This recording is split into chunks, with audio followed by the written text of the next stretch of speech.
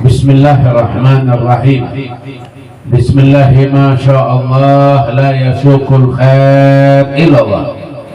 Bismillah ma sya'allah la yasrifu su' illallah. Bismillah ma sya'allah ma kana min ni'matin fa min Allah. Bismillah ma sya'allah la haula wa la quwwata illa billah.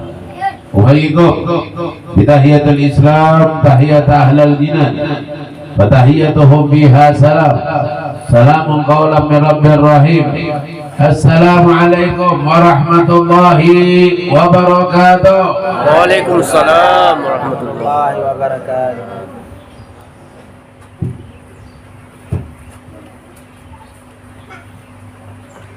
Alhamdulillah. Alhamdulillahi rabbil alamin. وبه نستعين على أمور الدنيا والدين. أشهد أن لا إله إلا الله وأشهد أن محمدا عبده ورسوله. اللهم صل وسلم على سيدنا محمد. اللهم صل وسلم وبارك عليه وعلى آله. الفاتح لما أغلق والخاتم لما سبق وناصر الحق بالحق والهادي إلى صراطك المستقيم وعلى آله وصحبه حق قدره ومقداره العظيم. سبحانك لا علم لنا إلا ما علمتنا إنك أنت العليم الحكيم وتب علينا إنك أنت التواب الرحيم ولا حول ولا قوة إلا بالله العلي العظيم. الحمد لله. نوينا كما نوى أسلافنا الصالحين، نوينا كما نوى جميع المشايخنا ومعلمنا. اللهم ادخل نياتنا في نياتهم وأصلح نياتنا بنياتهم. اللهم اجعل نفسنا مطمئنة تؤمن بلقائك وتقنع بعطائك وترضى بقضائك يا رب العالمين. الحمد لله. Ma'asyiral aba wal ummahat, ikhwanul akhwat, mustami'in wa mustami'at yarhamni wa yarhamkumullah. Wabil khusus yang kita muliakan, yang kita hormati khadimul ma'had Walidin Husnun, dan juga Tengku Imam Masjid, Tengku Kamarudin, begitu juga Bapak Gusti ataupun Bapak Madian Madani, dan juga tokoh-tokoh yang lain yang tidak bisa Anda sebutkan namanya satu persatu, dan juga ada Ustaz Tengku Maksmal, Alhamdulillah Maksal Min, dan juga tidak lupa kita muliakan, kita hormati dengan kehadirannya, yaitu Habib Fauzi bin Agil bin Sa' bin Abdullah bin Salim bin Syekh Al-Mudayhij, dan juga Al-Habib Novel bin Ahmad Al-Idrus, yang mana mereka menjaga gawang.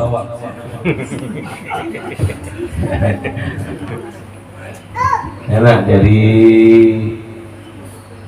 di bawah pohon coklat deh.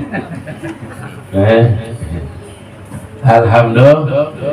Mudah-mudahan kita doakan, insya Allah mudah-mudahan khadimul ma'had dan semua yang ada di kisaran daerah ini, daerah ma'had ini, mudah-mudahan semuanya diberikan oleh Allah kesehatan. Amin. Semuanya diberikan oleh Allah kemudahan. Amin. Dalam urusan dunianya. Amin. Dan insya Allah mudah-mudahan dipanjangkan umur dalam keadaan taat. Taat kepada Allah dan taat kepada Rasulullah. Amin. Dan mudah-mudahan dimudahkan, dilancarkan, diperbanyak rezekinya. Amin. Dan agar mereka bisa beramal dengan sedekahnya. Dan insya Allah mudah-mudahan diwafatkan dalam keadaan husnul khatimah. Dan insya Allah tempat ini akan menjadi tempat perkumpulan talabul ilmi, tempat orang-orang yang menuntut ilmu, tempat banyaknya keluar para ulama salihin insyaallah. Amin ya rabbal alamin.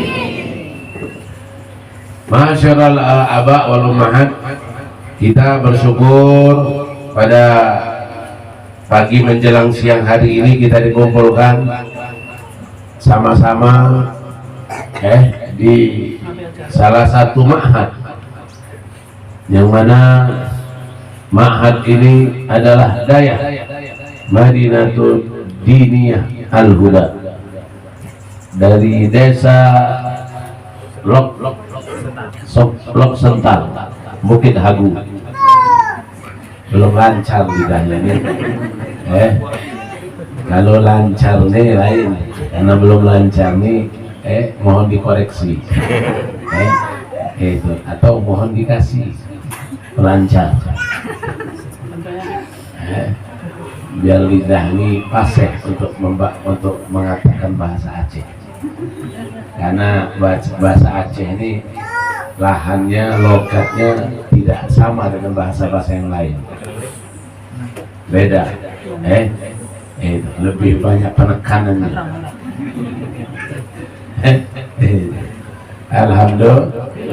Alhamdulillah. Kalau tadi kan sudah dibilang, kalau dulu ada tentara banyak dari Palembang agak jahat-jahat ya. Nah ini kalau Habib dari Palembang, dari dulunya baik terus.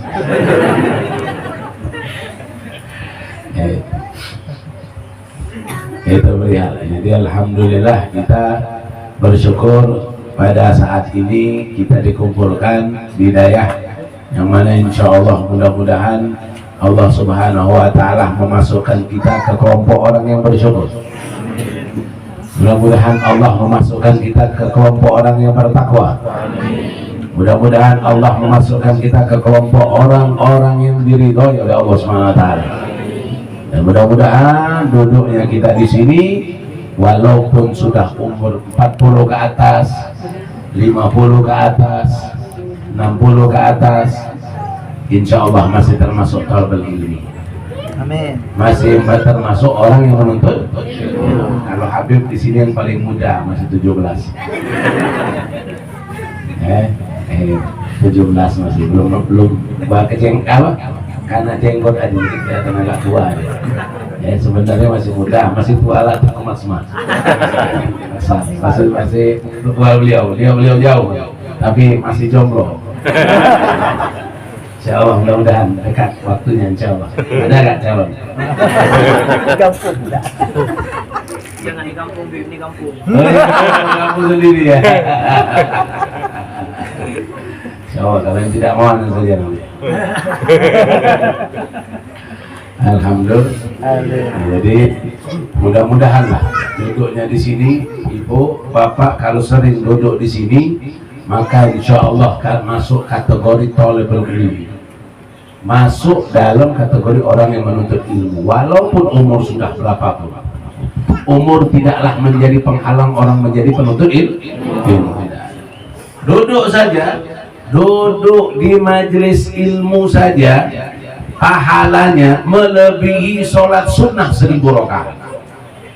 Duduk saja, paham atau tidak paham, duduk, pahalanya melebihi daripada sholat sunnah 1000 rakaat. Subhanallah. Bahkan lagi pahalanya melebihi daripada menjenguk 1000 orang sakit. Duduk saja, duduk di majelis ilmu, pahalanya melebihi daripada mengurus 1000 jenazah. Ini alhamdulillah. Makanya ibu-ibu, bapak-bapak, sering-seringlah duduk di majelis ilmu. Kalau bisa meninggal lagi duduk di majelis ilmu. Mau tidak? Sekarang.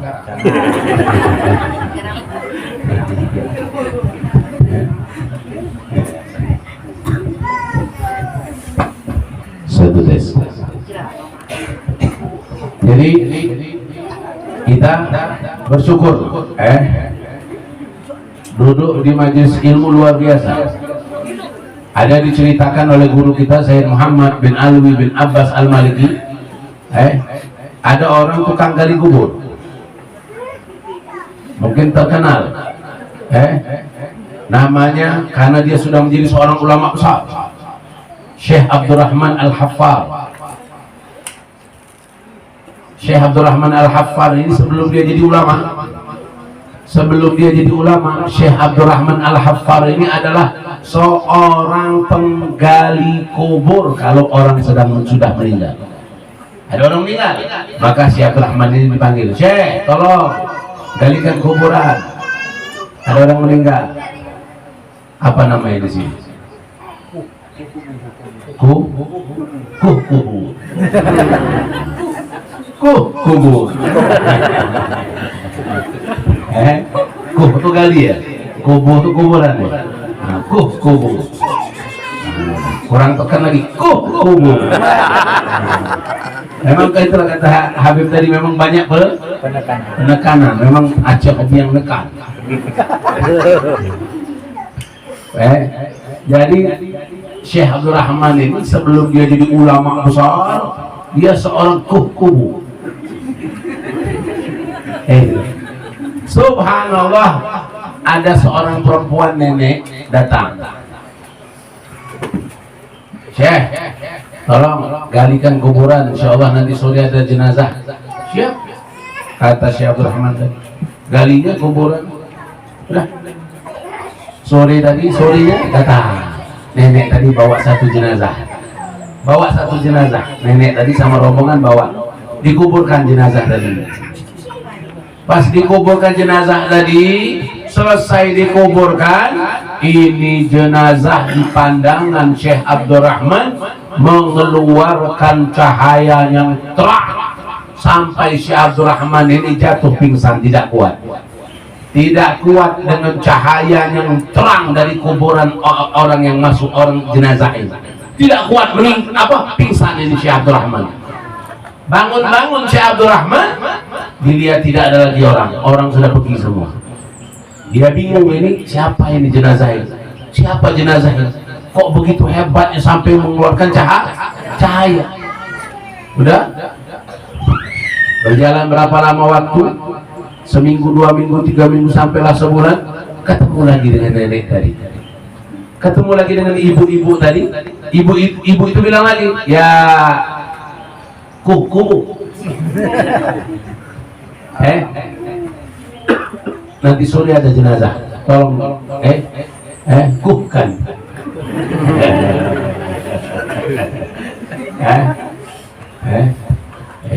Akhirnya Syekh Abdul Rahman ini lupa, dia tidak ingat dengan perempuan tadi, dialah galilah. Tidak lagi dia lupa untuk mengenai kejadian waktu itu. Galilah dia. Sore datang jenazah itu dibawa oleh nenek tadi. Subhanallah, kejadian yang sama, jenazah yang kedua ini mengeluarkan cahaya sampai Syekh Abdul Rahman pun terpingsan yang kedua kalinya. Tapi setelah dia bangun dari pingsan, penasaran dia ingat kejadian yang pertama dan ini kejadian yang kedua, dia cari nenek itu di kota. Dia cari, ketemulah akhirnya dengan nenek tadi. Pas ketemu dengan nenek tadi, dia tanya, ya Ummi, jenazah yang kau antarkan yang pertama sama yang kedua itu siapa? Ada apa?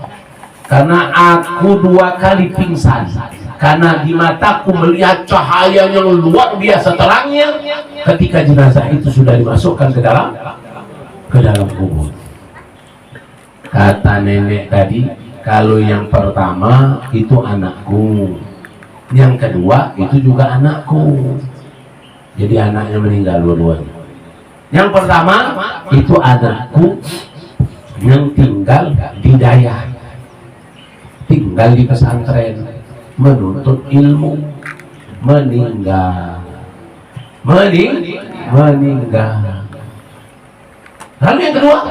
yang kedua itu kakaknya. Kakaknya ini tidak menuntut ilmu, kakaknya ini tidak belajar, tapi semua penghasilan kakaknya itu untuk biaya sekolah adiknya. Semua penghasilan kakaknya untuk biaya sekolah adiknya. Adiknya yang sekolah di pesantren ini, dia semua yang nanggungnya. Akhirnya dia pun meninggal dunia. Sejak itu Syekh Abdul Rahman mendengar penuntut ilmu saja mendapatkan hal yang istimewa, Kemudian yang membiayai penuntut ilmu pun mendapatkan hal yang istimewa tersebut. Syekh Abdurrahman berhenti menjadi kubur.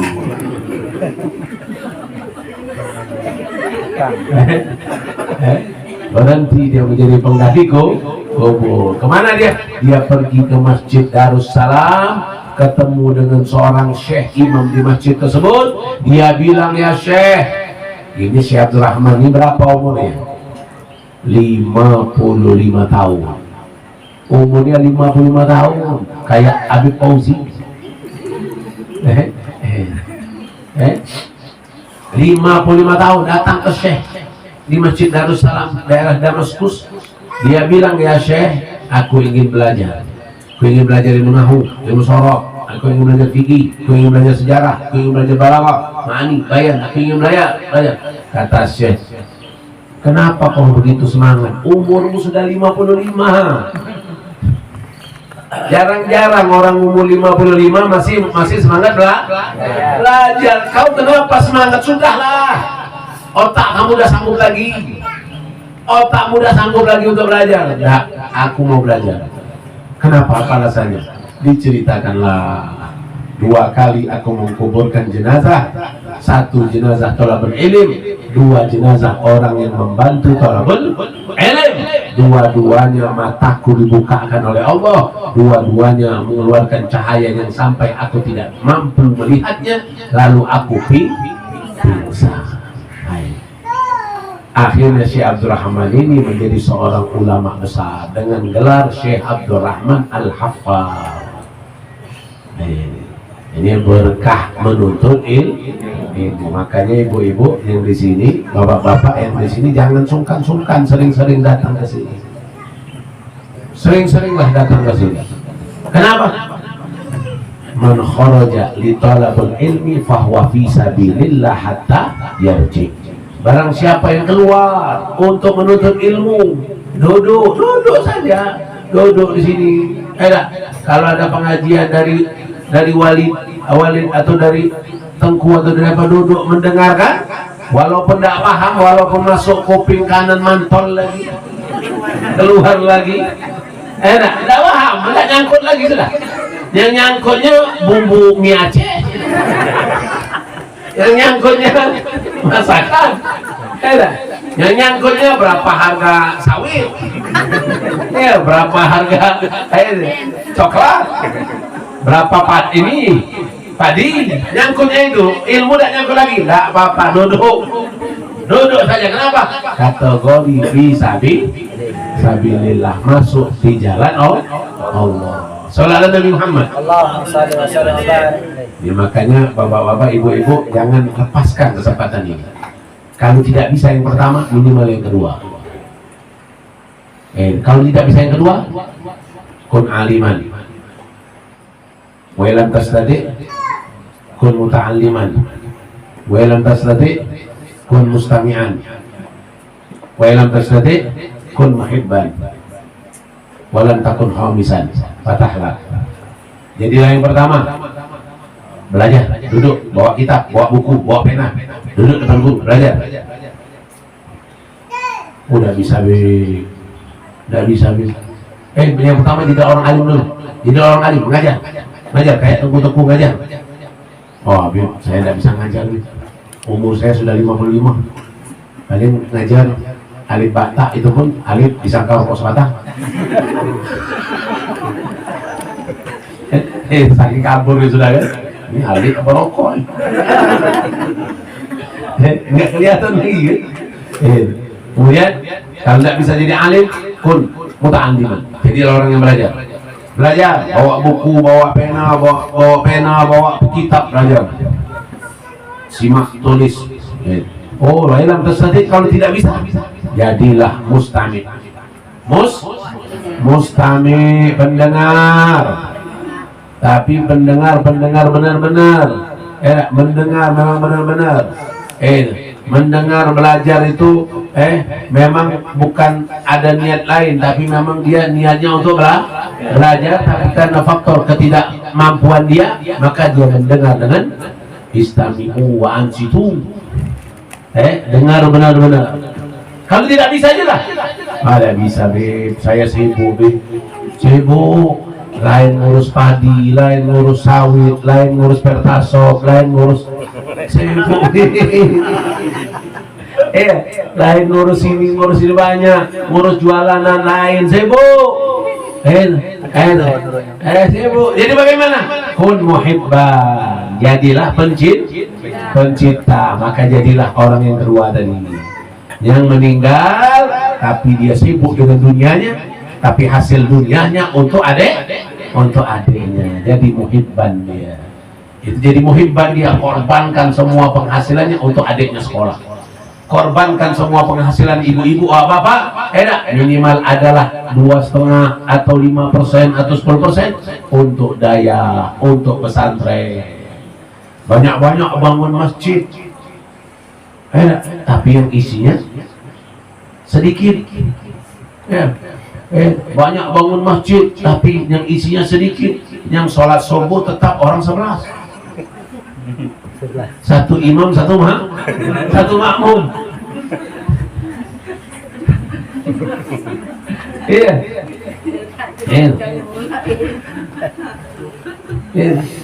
Di pondok, di dayah, di pesantren. Padahal pesantren itu adalah tempat pendidikan, tempat mengeluarkan orang-orang yang mengisi Kalau mau bangun jembatan, yang dibangun dulu jembatan dulu atau tukang yang buat jembatan? Mau bangun jembatan, yang dibangun dulu, yang dibuat dulu, pakar pembuat jembatannya atau langsung jembatannya dibuat? Pasti yang dibuat dulu kan pakarnya.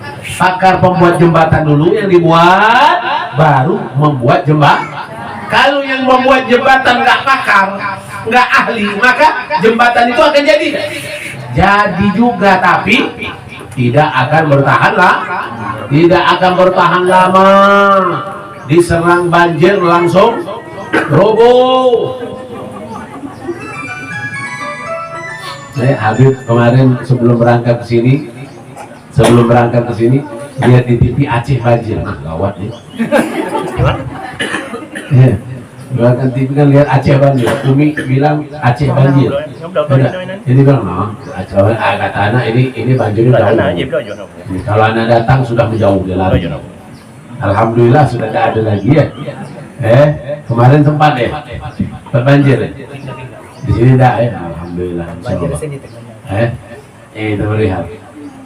Jadi jadilah muhibban. Kalau tidak jadi empat ini pilihan. Kalau salah satu kita tidak bisa, berarti kita jadi calon yang kelima. Yang kelima ini tidak empat ini, patahlah, celakalah dia. Yang kelima ini siapa?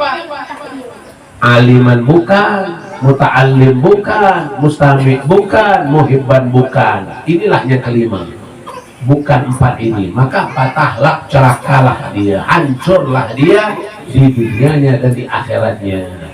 Musuh yang paling terbesar adalah mimma juhil. Musuh yang paling terbesar adalah apa yang kita tidak tahu. Yang kita tidak tahulah itu jadi musuh kita. Kenapa? Karena gampang ditipu, gampang disesatkan. Banyak pemahaman-pemahaman yang nyeleneh di luar Ahlus Sunnah wal Jamaah, tapi gara-gara kita tidak ada ilmu jadi gampang ditipu-tipu. Gampang ditipu oleh aliran-aliran yang tidak benar. Makanya hidupkan kita talabul ilm, masukkan diri kita ke kelompok orang yang menuntut ilmu, jadikan kita di barisan penuntut ilmu, dekatkan kita dengan orang-orang alim, duduknya kita dengan orang alim. Ini duduknya saja, ini ada dalam kitab Syekh Nawawi Al-Bantani. Duduknya kita saja dengan orang alim itu lebih afdal daripada kita beribadah sampai jasad terputus-putus. Duduknya kita dengan para alim, ulama, asatidz, duduk saja, nemenin kopi, duduk saja lebih afdal daripada kita beribadah sampai jasad terputus irban, sampai jasad terputus-putus. Belum bisa menandingi duduk dengan orang apalagi duduk di situ belajar. apalagi duduk di situ mengambil ilmu lebih-lebih lagi. Makanya bapak-bapak, ibu-ibu sudah tahu kadar diri sendiri masing-masing. Walaupun kita sudah tingkat orang alim, sudah belajar, sudah ngajar, jangan pernah kita mengaku kalau kita sudah alim. Kenapa? Yang mengaku dirinya sudah alim, maka dia jahil. Dia bodoh. Apalagi sudah bodoh, ngaku alim pula. Orang alim, ngaku alim, bodoh. Apalagi orang jahil, ngaku jahil murakkab. Jahil murakkab, jahil kuadrat, jahilnya dua kali lipat. Itu cocok masuk kubu.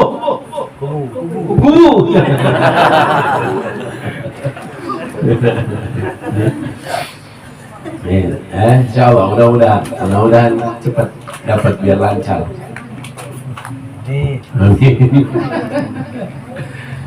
Nah ini ma'asyiral hadirin. Jadi kita tadi sudah membaca alhamdulillah Maulid Dia Ulami. Itu Maulid Dia Ulami itu guru kita yang menyusunnya.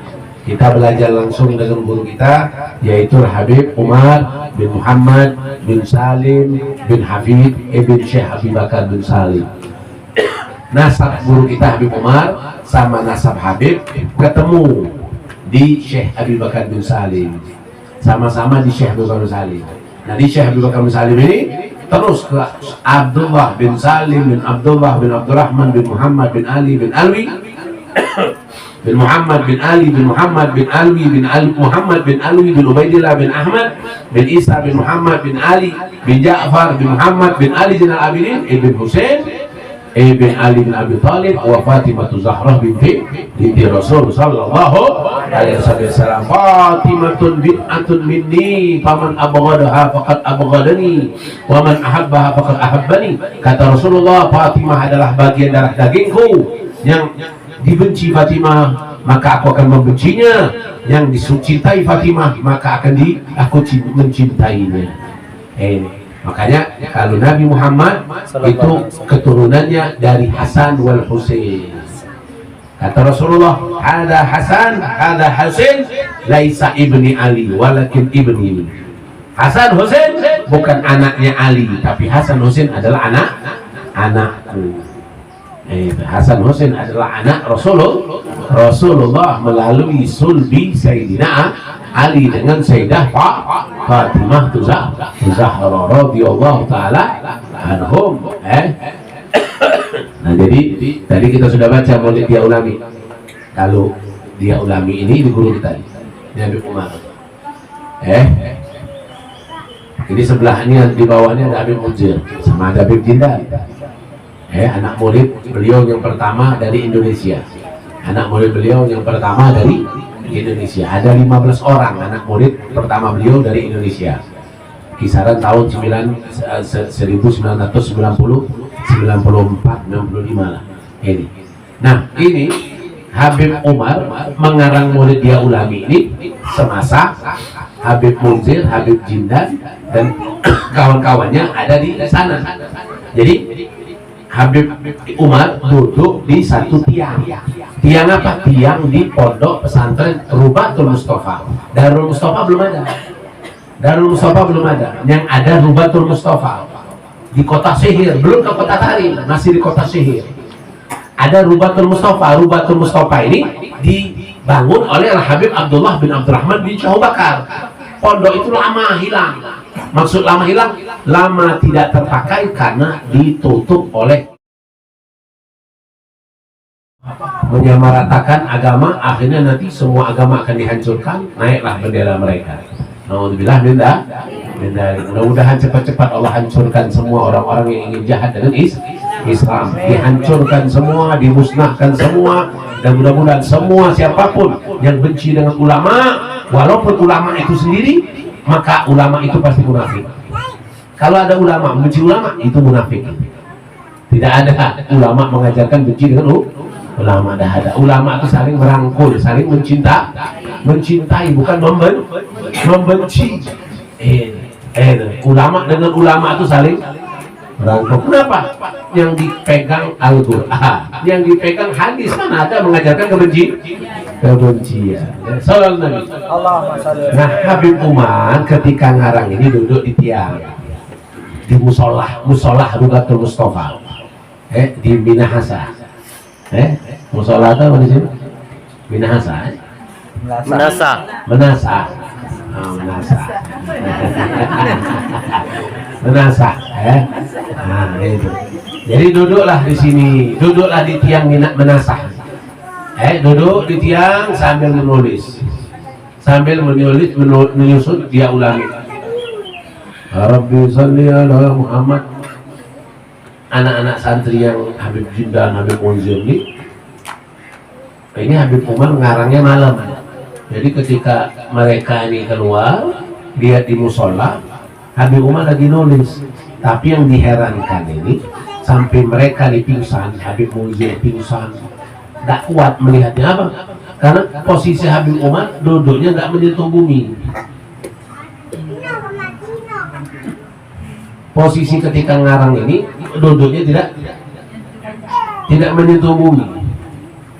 Duduk nggak kuat. Habib Munzir jatuh pingsan, nggak kuat.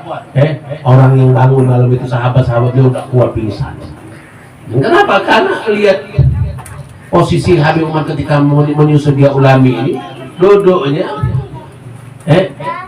Nah ini makanya dia ulami ini termasuk salah satu yang tercepat bacaan maulid biografi yang tersebar sepenjuru dunia.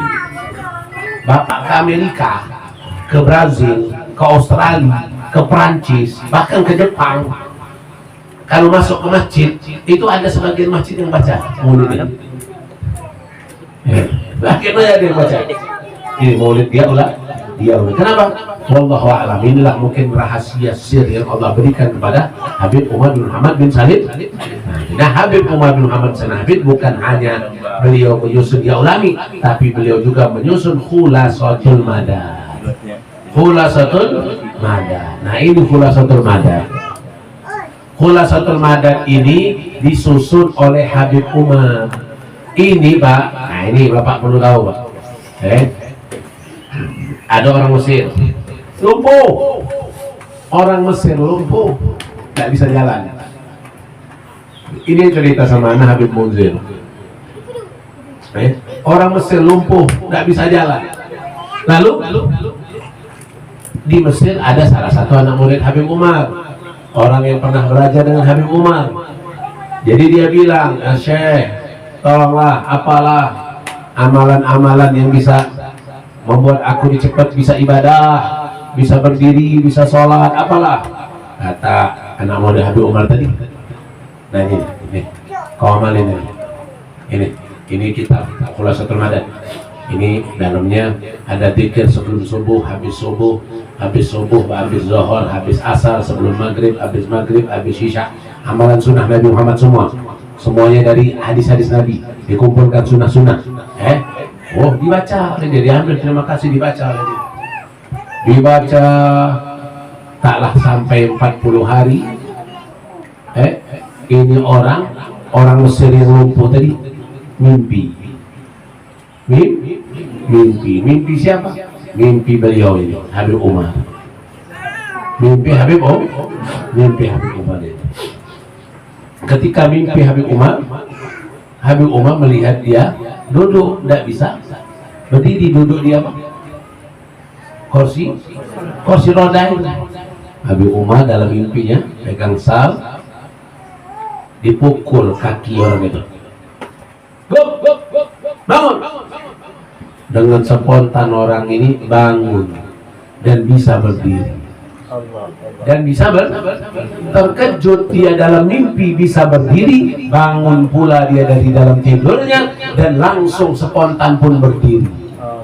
Dan langsung spontan berdiri, malam itulah dia langsung bisa berdiri. Berkat dalam mimpi dipukul oleh Habib Umar pakai sal. Siapa yang minta pukul sini? Dipukul biar enteng jodoh.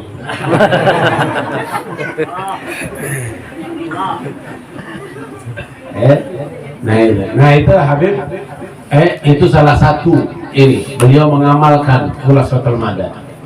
Habib pulang dari Hadramut. Izin sama Habib Umar hari Kamis, masih ingat hari Senin, masih ingat izin Habib, karena mau pulang Habib, jadi mintalah ijazah. Apa di sini? Sorban tak ijazah sama Habib Umar. Udah izin mau pulang.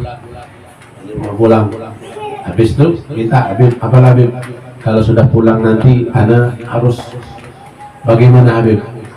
Karena ana kangen nanti dengan antum. Apa yang harus ana lakukan kalau untuk menghilangkan kangen? Ana ingin terus bersambung batin, zahir dengan antum. Bagaimana Habib? Kata Habib Umar, kalau ente mau bersambung batin dengan ana, jangan tinggalkan ini. Amalkan ini.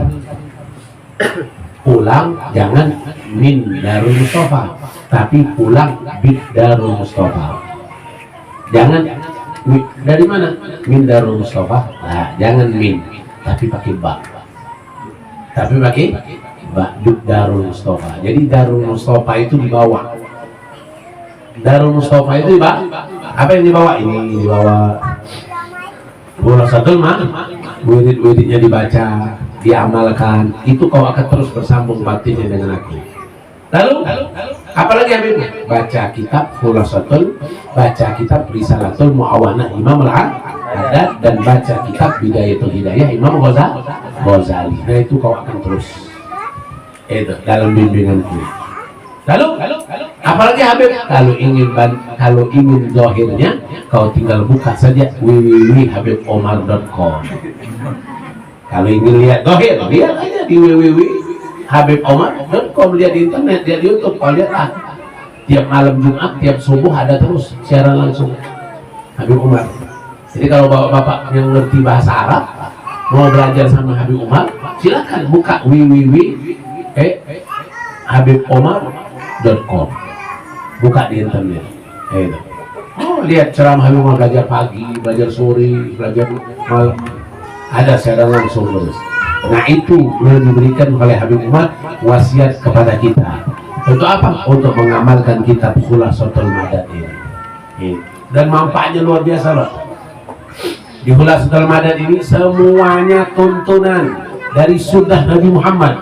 Bapak tidak payah-payah lagi mau buka Bukhari, Muslim, Tirmizi, Nasa'i, Ibnu Majah, Qurtubi. Tak payah lagi mau buka kitab hadis untuk cari amalan-amalan Nabi. Tak payah lagi.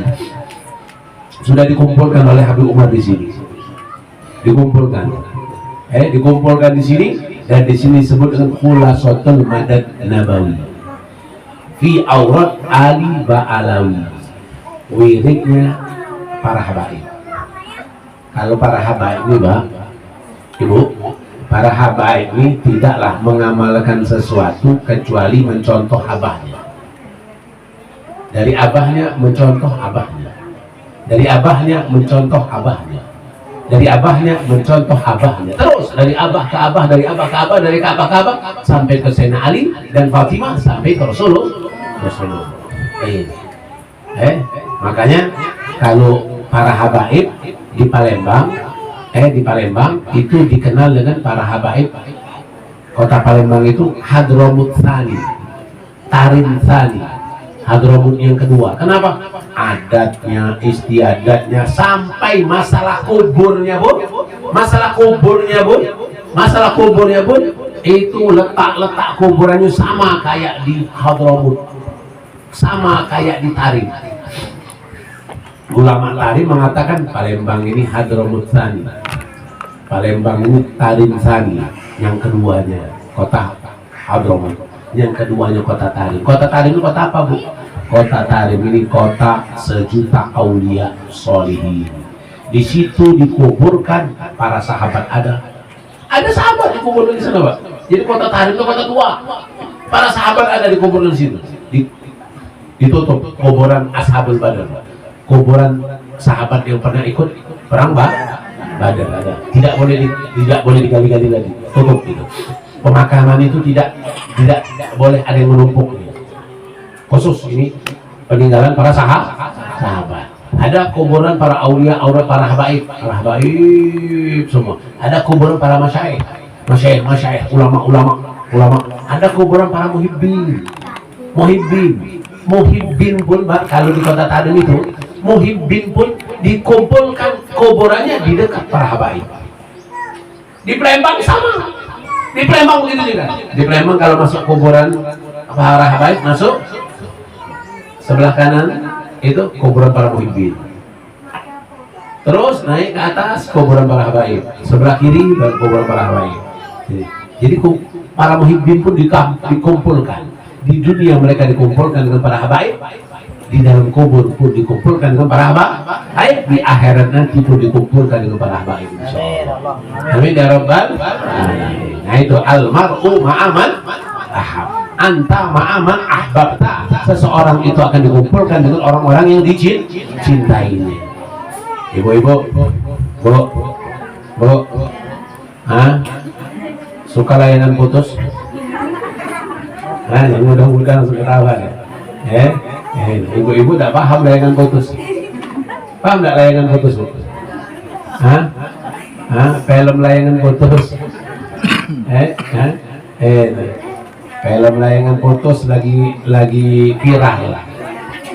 Lagi viral. Bapak tahu film layangan putus, Pak? Alhamdulillah, tidak tahu, Pak. Kalau tahu sakit hati.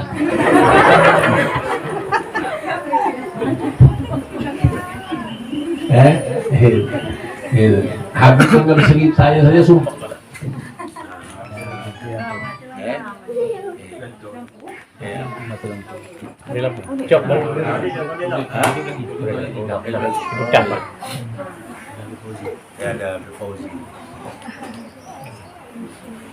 Kalau kita nih yang di majelis nih tidak biasa panas tidak biasa. Kata Habib Fauzi, itulah orang yang tidak cocok masuk neraka. Ya, tidak biasa panas. Kenapa? Itulah ciri orang yang tidak cocok masuk neraka. Panas sedikit mulai buka baju. Ya kan? Kenapa? Karena tidak cocok masuk neraka dunia tidak cocok. Insya Allah mudah-mudahan kita tidak akan masuk neraka, insya Allah. Kalau sudah duduk kumpul di majelis taklim, cinta dengan ulama, aulia, cinta dengan zuriat, keturunan Nabi, insya Allah yang adanya kita hanya masuk surganya Allah subhanahu wa ta'ala. Nah itu ini ada apa, Rotibul Haddad. Ini Rotibul Haddad ini, Bu, Rotibul Haddad sama Wudul Latif. Ini juga amaliyah yang luar biasa. Ini sunnah-sunnah Nabi Muhammad. Ini ada di kitab ini. Ada di kitab Khulasatul Madad. Ada di kitab Khulasatul Madad. Ini Pak, Bapak mau ada urusan apapun, baik itu urusan dunia sepelik apapun, atau urusan makhluk halus, bacakan saja Rotibul Haddad. Makhluk halus, apalagi makhluk kasar.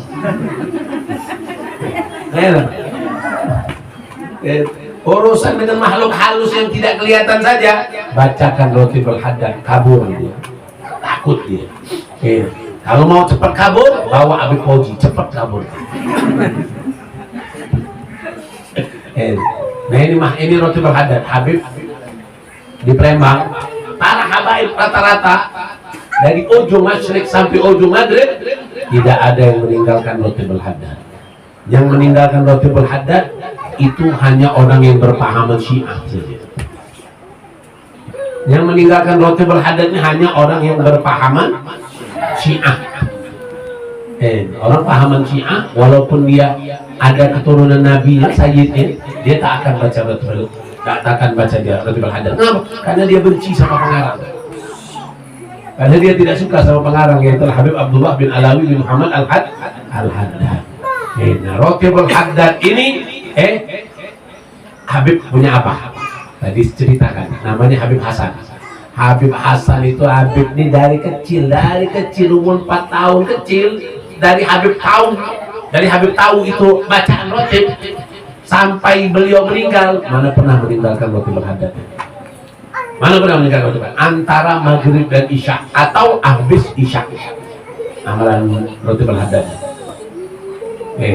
Di kampung Abah buka pondok, buka madah, buka daya. Di daerah tempat orang Palembang yang nakal-nakal itu, yang punya ilmu singo, punya ilmu harimau, gak mempan dibacok, gak mempan ini. Abah masuk sini, beli tanah 20 kali 45, beli tanah 20 kali 45, bangun di sini. Lalu Abah ngajak orang kampung itu yang bisa diajak untuk baca rotib ini di pondok. Sudah baca rotib di pondok, diajak ke rumah-rumah. Siapa yang mau buka rumahnya, buka. Ayo kita baca rotib. Ada satu rumah preman yang punya ilmu macam, singa, harimau. Jadi kalau sudah marah, sudah kayak macan lagi. Jin, setan.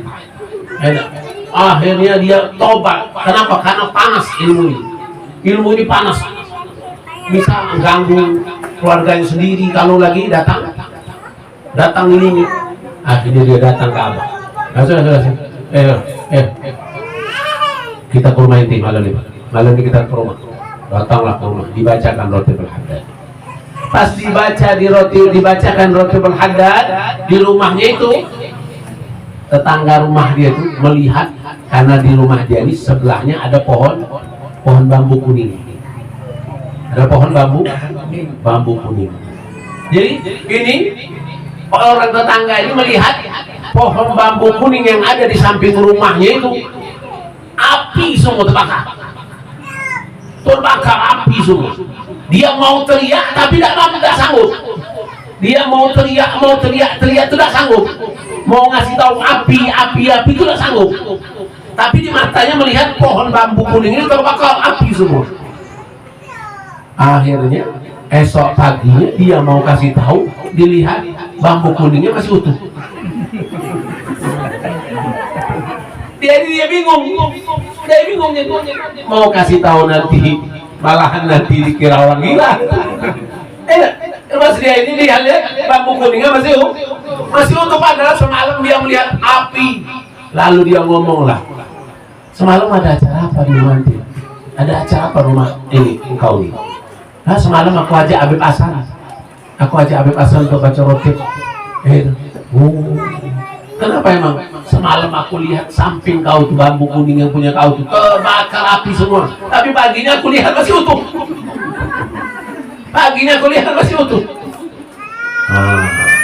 Itulah yang kurasakan badanku sekarang ini katanya. Badanku sekarang ringan, tidak berat lagi. Ringan badanku, tidak terasa berat lagi, kayak ada yang ikuti, kayak ada lagi saja. Nah itu rotibul haddad. Ada di Palembang juga. Ada ustaz. Dulu umur dia ini sudah umur 20 ke atas, belum bisa ngaji. Alim sebatang tidak tahu, rokok sebungkus tahu. Alim sebatang, alim kan lurus kan, kayak batang, kayak pohon kan. Alim ini tidak tahu, tapi rokok berbatang-batang, berbungkus-bungkus tahu. Akhirnya dia melok salah satu guru kita, nama guru kita Kiai Haji Ali Umar Thayyib. Jadi dia ikut Kiai Haji Ali Umar Thayyib di Majelis Al-Awabil. Ikut di Majelis Al-Awabil ini, ketika ikut di majelis ini, dia merasakan adanya ketenangan dengan rotibul haddad ini. Jadi dia niat, ya Allah, aku akan mengamalkan rotibul haddad setiap habis sholat 5 waktu. Aku niat, ya Allah, agar aku bisa baca Al-Quran dengan lancar. Niat dia cuma bisa cepat bisa baca Al-Quran, karena ketika dia baca rotibul haddad yang dibaca huruf Latin, huruf bahasa Indonesia. Enak, itu Bismillah, BISS, mim. Enak. Akhirnya diamalkanlah. Habis sholat 5 waktu baca Ratibul Haddad. Habis zuhur, habis subuh, habis asar, habis maghrib, habis isya baca. Subhanallah, Pak, tidak butuh waktu makan, tidak butuh waktu yang lama. Dia hanya butuh waktu 2 sampai 3 tahun sudah jadi ustadz pengajar guru ngaji. Sampai detik ini pun dia menjadi ustadz. Berkah dengan mengamalkan Ratibul Haddad, dimudahkan belajar. Cepat. Biasanya Pak kalau sudah umur 20-30 ke atas tuh Pak, Masya Allah, lambat untuk menerima. Dan dimudahkan dengan berkat pengamalannya dengan membaca Ratibul Haddad. Oke. Nah ini apa dari perihal yang insya Allah mudah-mudahan membawa keberkahan. Mudah-mudahan kita termasuk golongan orang-orang yang menuntut ilmu sampai akhir hayat kita insya Allah. Utlubul ilma minal mahdi ilal lahdi insya Allah. Dan mudah-mudahan pondok ini juga menjadi tempat yang menampung semua orang-orang yang ingin menuntut ilmu, dan insya Allah menjadi tempat tumbuhnya orang-orang yang paham dengan ilmu. Dan mudah-mudahan anak-anak kita nanti insya Allah akan menjadi anak-anak yang mendoakan kita karena mereka memiliki ilmu. Nah mungkin ini sedikit yang bisa Habib sampaikan. Habib minta maaf, dan sedikit Habib mau sampaikan dari amanah Habib Fauzi. Ada siwak, silakan ibu-ibu, bapak-bapak. Siwak ini sunnah Nabi Muhammad. Laula an asyqa ala ummati la amartuhum bisiwak inda kulli shalah. Kalau kata Rasulullah, kalau aku ingin memberatkan umatku, aku akan wajibkan mereka untuk memakai siwak setiap mereka sebelum sholat atau setiap mereka sebelum berwudu. Ibu, bapak, sekarang bisa baca kalimat la ilaha illallah? Bisa. Ketika sakaratul maut bisa. Ketika sakaratul maut bisa. Wallahu a'lam. Mudah-mudahan tapi kalau ibu memakai siwak ini dirutinkan setiap sebelum sholat, sebelum wudhu, sebelum zikir, sebelum ngaji, sebelum ibadah, pakai siwak ini, faedahnya, manfaatnya mempermudah untuk mengucapkan kalimat tauhid indah sakratul maut. Dimudahkan. Berapa banyak orang yang rajin ibadah tapi ketika sakratul maut fulus, duit.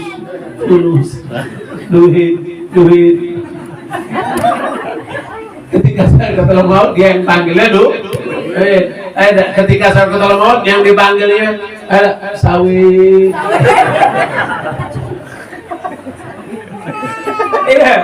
Itu sakratul maut yang dipikirkannya dunia. Dia tidak mampu untuk mengatakan kalimat la ilaha illallah. Maka kalau membiasakan memakai ini siwak, karena siwak ini jaminannya mempermudah. Rasulullah saja ketika ada sakratul maut mau meninggal, melihat Aisyah megang siwak. Isyarah Rasulullah. Akhirnya Aisyah memasukkan siwak ke mulut Rasulullah. Kata Aisyah, yang paling kusedihkan adalah ketika meninggalnya Rasulullah. Yang paling kusenangi adalah akhir ludah Rasulullah menempel di siwakku. Akhir ludah Rasulullah menempel di siwakku. Yang paling kusedihkan Rasulullah meninggal. Yang paling kusenangi adalah akhir ludah Rasulullah menempel di siwakku. Rasulullah indah sakratul maut pun pakai siwak.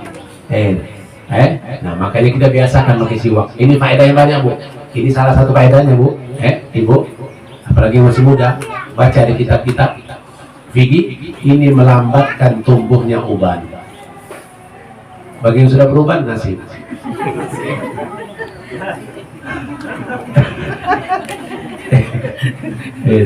Ini juga mencerdaskan otak, menghilangkan penyakit lupa. Kalau ada yang suka lupa, taruh rokok di sini lupa, taruh kacamata di jidat lupa. Nah sering-sering pakai siwak, sering-sering menghilangkan penyakit lupa dan menyehatkan perut, Masa bapak-bapak beli rokok sebungkus 20.000, 15.000 sanggup, 25 sanggup, Padahal rokok itu jelas ibu membawa apa rokok? Membawa penyakit kan? Kalau siwak membawa kesehatan. Belum masa beli siwak nggak sanggup, beli rokok sanggup. Apalagi dari Habib Fauzi. Nanti kalau dari Habib Fauzi minta didoakan sama Habib Fauzi nih. Minta doakan kalau yang jomblo sesuai menikah. Nah ini ada ibu apa? Nah ini ada untuk apa? Kalau yang punya penyakit gatal, ini dibuat oleh Habaib Palembang. Habaib Palembang namanya Habib Fadil bin Haidar bin Syahab. Ini dibuat oleh beliau untuk gatal-gatal. Kalau ada gatal di leher, gatal di kaki, gatal di mana pun. Tapi bukan untuk yang kegatalan.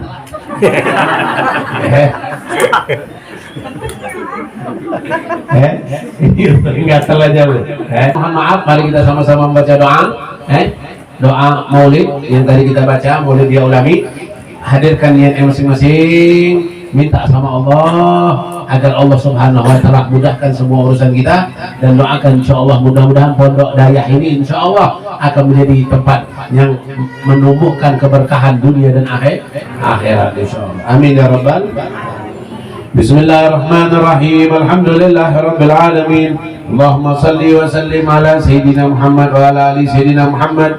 ولقد أشرت لنادي من أوصافه تهي القلوب تهيج الأشجان والله قد أثنى عليه فما يساوي القول منا أو يكون ثنانا لكن حبا في سرائر قد دعا لمنه صفوة ربنا وحلانا وإذ امتجدنا بالمودة ها هنا نرفع أيدي فقرنا ورجانا للواحد الأحد العلي إلهنا متوسلين بمن إلهي دعانا مختاره وحبيبه وصفيه زين الوجود به إله حبانا يا ربنا يا ربنا يا ربنا بالمصطفى اقبلنا عجب دعوانا أنت لنا يا ذخرنا في هذه الدنيا وفي أخرانا أصلح لنا الأحوال واغفر ذنبنا ولا تؤاخذ ربي إن أخطأنا واسلك بنا بنهج طه المصطفى ثبت على قدم الحبيب خطانا أرنا بفضل منك طلعة أحمد في بهجة عين الرضا ترعانا واربط به بكل حال حبلنا وهبال من ودى ومن والانا والمحسنين ومن أجاب نداءنا وذوي الحقوق وطالبا أوصانا والحاضرين والسائيا في جمعنا هذا ما نحن بين يديك أنت ترانا ولقد رجوناك فحقق سؤلنا واسمع بفضلك يا سميع دعانا وانصر بنا سنة طه في البقاء الأرض واجمع كل من عادانا وانظر إلينا واسقنا كأس الحنان واشفي وعافي آجلا مرضانا واقضي لنا الحاجة واحسن ختمنا عند الممات وأصلح ركبانا يا ربي واجمعنا وأحبابا لنا في دارك الفردوس يا رجوانا يا ربي واجمعنا وأحبابا لنا في دارك الفردوس يا رجوانا يا ربي واجمعنا وأحبابا لنا في دارك الفردوس يا رجوانا بالمصطفى صل عليه وآله ما حركت ريح الصبا أوصانا سبحان ربك رب العزة عما يصفون والسلام على المرسلين والحمد لله رب العالمين. إن الله وملائكته يصلون على النبي يا أيها الذين آمنوا صلوا عليه وسلموا تسليما. الصلاة والسلام عليك يا سيد المرسلين الصلاة والسلام عليك يا خاتم النبيين الصلاة والسلام على الله رحمة الله آمين. ورضي الله تعالى من أصحاب رسول الله أجمعين والتابعين تابعين لهم بإحسان إلى يوم الدين وأنا معهم فيهم برحمتك يا أرحم الراحمين. الفاتحة بالقبول وتمام كل صلاة معمول بحق صدر الرسول أبو البطول وزيرة الرسول أن الله يرزقنا ولكم من أهل الاستقامة ظاهر الباطن يرزقنا ولكم حسن الخاتمة عند الموت خير في العافية وإلى حضرة الرسول صلى الله عليه وسلم. الفاتحة.